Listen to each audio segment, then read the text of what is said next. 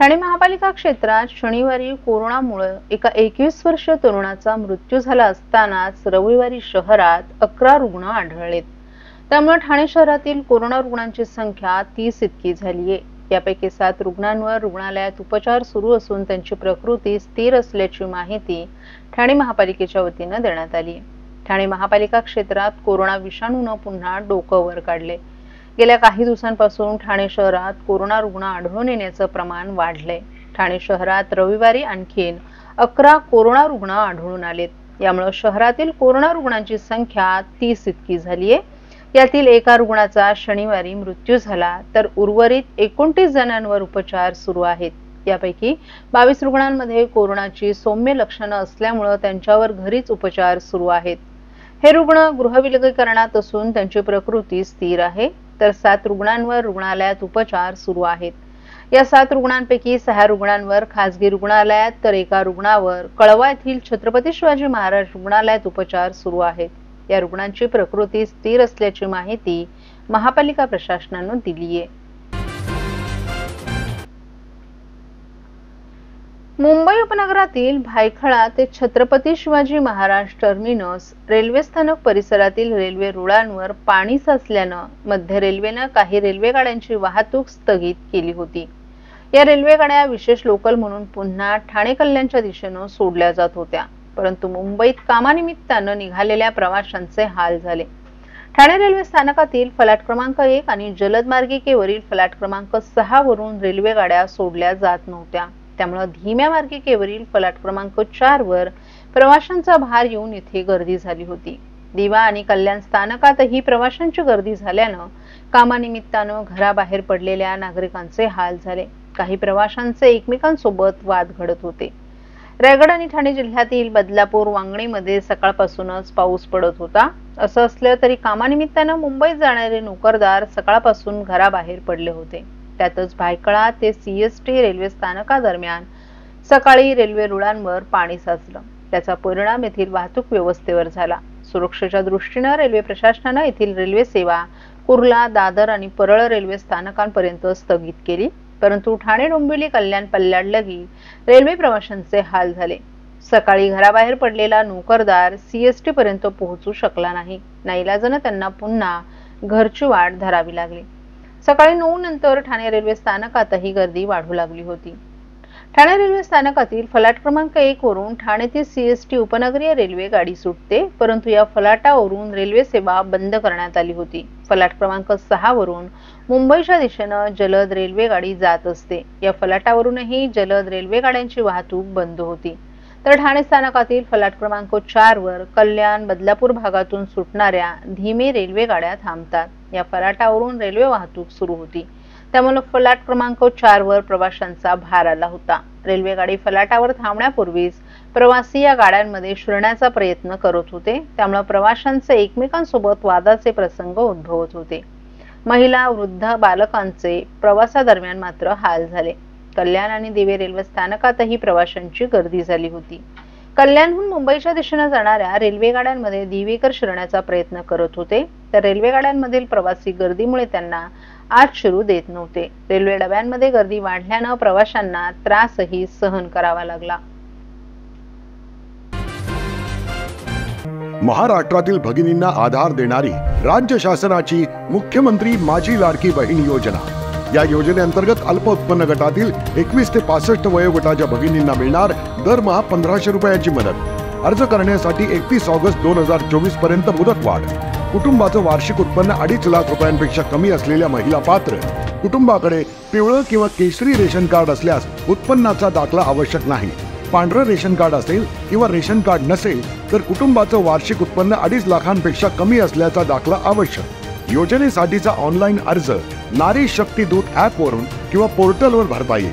ज्या भगिनींना ऑनलाईन अर्ज भरता येत नसेल त्यांच्यासाठी अंगणवाडी, ग्रामपंचायत, वॉर्ड ऑफिस, सेतू सुविधा केंद्रामध्ये किंवा आशाताई बचत गटाच्या CRP यांची मदत उपलब्ध।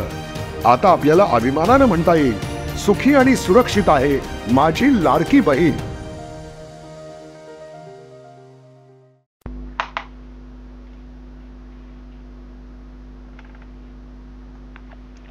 ठाण्यातील मानपाड्यात आरोग्य केंद्र आणि शाळा जमीनदोस्त करण्यात आल्यानं राष्ट्रवादी काँग्रेसचे आमदार जितेंद्र आव्हाड यांनी ठाणे महापालिकेवर जोरदार टीका केली आहे. हजारो लोक राहत असलेल्या भागात विकासाच्या नावाखाली जबरदस्ती सुरू आहे असा आरोप करत त्यांनी प्रशासनाची तुलना दादागिरीशी केली. महापालिकेच्या नालेसफाई कामावरही आव्हाड यांनी थेट आरोप केले. ठाण्यात नाल्यांचं खोलीकरण न करता नालेसफाईची ढोंग केली जातात. नालेसफाई म्हणजे हातसफाई झाली असा टोला त्यांनी लगावला. याला अधिकारी जबाबदार असून 50% बिलांची चौकशी मागितली असल्याचं त्यांनी सांगितलं.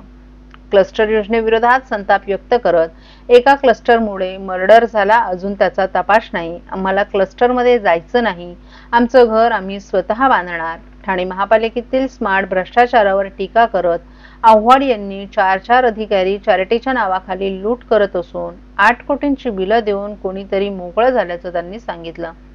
समृद्धी महामार्ग तयार होऊन महिनाभर झाला, परंतु उद्घाटनच नाही. काल आपण स्वतः जाऊन मार्ग उघडून पाहिला, सगळं तयार आहे, तरीही लॉक करून ठेवल्याचं त्यांनी सांगितलं.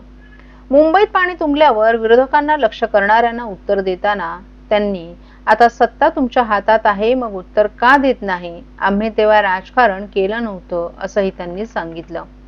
सगळे खासदार परदेशात फिरत आहेत, परंतु शशी थरूर यांचं भाषण खरं ठरलं. काँग्रेस देशावर संकट आलं की राजकारण करत नाही असंही त्यांनी नमूद केलं. लाख मतांनी निवडून आलेल्या आमदारांना निधी मागायला लावतात. कायदेशीर निधी बेकायदेशीर पद्धतीनं वळवला जातो, तरीही मंत्री शांत का असा सवालही त्यांनी उपस्थित केला.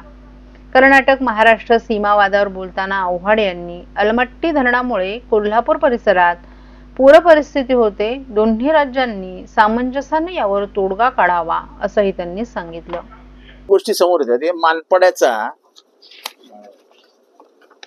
कुठला नगर ते आमचं मानपाडा त्या एरियाला काय म्हणतात, मनोरमा नगर. मनोरमा नगर मध्ये आरोग्य केंद्र, मानपाडा जमीनदोस्त शाळा, 600 विद्यार्थी जमीनदोस्त, 2 शाळा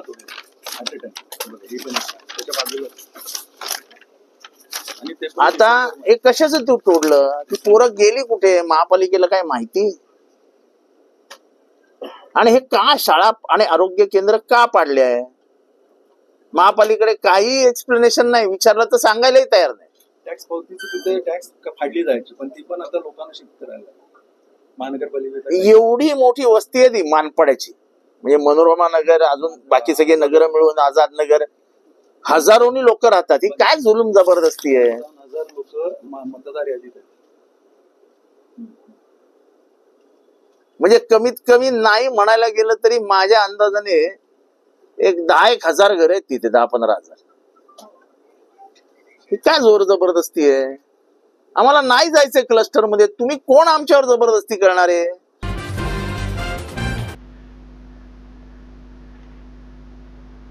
नवीन गृह प्रकल्पाबरोबरच पुनर्विकास योजनेत नागरिकांची फसवणूक होण्याचं प्रमाण वाढलंय, तर खासगी प्लेसमेंट सर्व्हिसच्या माध्यमातूनही बेरोजगार तरुणांची फसवणूक होत आहे. जनसेवकाचा जनसंवाद या कार्यक्रमातून आम्ही शेकडो कुटुंबांना न्याय देण्याचा प्रयत्न करत असून आपण येत्या पावसाळी अधिवेशनात फसवणूक करणाऱ्या विकासकांना आणि प्लेसमेंट केंद्रांना पायबंद घालण्यासाठी कठोर कायदा करण्याची मागणी करणार असल्याची माहिती आमदार संजय केळकर यांनी दिली आहे. भाजपच्या खोपट येथील कार्यालयात दर सोमवार आणि शुक्रवारी आमदार संजय केळकर यांचा जनसेवकाचा जनसंवाद हा लोकांच्या समस्या सोडवणारा कार्यक्रम होत असून आज केळकर यांनी आर्थिक फसवणूक रोखण्यासाठी आगामी अधिवेशनात वाचा फोडणार असल्याची माहिती दिली आहे. ठाणे शहराला घरांसाठी पहिली पसंती मिळत असल्यानं ठाण्यात नवीन गृहप्रकल्प आणि पुनर्विकास योजना मोठ्या प्रमाणात सुरू आहेत. मात्र बऱ्याचदा या माध्यमातून सर्वसामान्य नागरिकांची फसवणूक होत आहे. पैसे भरूनही 10 ते 15 वर्ष लोकांना घरं मिळत नाहीत, भाडं थकवलं जातं अशा तक्रारी वाढू लागल्यात. विकासाकडून होत असलेल्या फसवणुकीबाबत जनता दरबारात अनेक प्रकरणं दाखल होत आहेत. यातील अनेकांना न्याय देण्यात आम्ही यशस्वी ठरलो. यशस्वी नगरमध्ये पुनर्विकासासाठी आवश्यक असलेली मालमत्ता पत्रकं मिळवून दिल्यानं येथील 28 इमारतींच्या पुनर्विकास योजनेचा मार्ग मोकळा झाल्याची माहिती केळकर यांनी दिली. बेरोजगार तरुणांची आर्थिक फसवणूक करणारी खासगी प्लेसमेंट कार्यालय शहरात मोठ्या प्रमाणात झाली आहेत. या व्यवसायाला कोणतीही बंधनं नसल्यानं कोणीही हा व्यवसाय सुरू करतोय. नोकरी देण्याच्या आमिषानं हे सेंटर तरुणांकडून सेवा शुल्काच्या माध्यमातून लाखो रुपये उकळतात. मात्र नोकरी मिळत नसल्यानं या तरुणांची मोठी फसवणूक होते. याबाबत भाजपच्या युवा मोर्चानं आक्रमक पवित्रा घेतला असून अनेक ठिकाणी धडक देऊन तरुणांना न्याय मिळवून देण्याचा प्रयत्न केला आहे. या व्यवसायावर कायदेशीर निर्बंध यावेत यासाठी देखील पावसाळी अधिवेशनात कठोर कायद्याची मागणी करणार असल्याचं केळकर यांनी सांगितलं. जनता दरबार हा उपक्रम भाजपसाठी नवीन नसून स्टेशन जवळील जुन्या कार्यालयात सुरू झालेला हा उपक्रम गेली 35 वर्ष सुरूच आहे.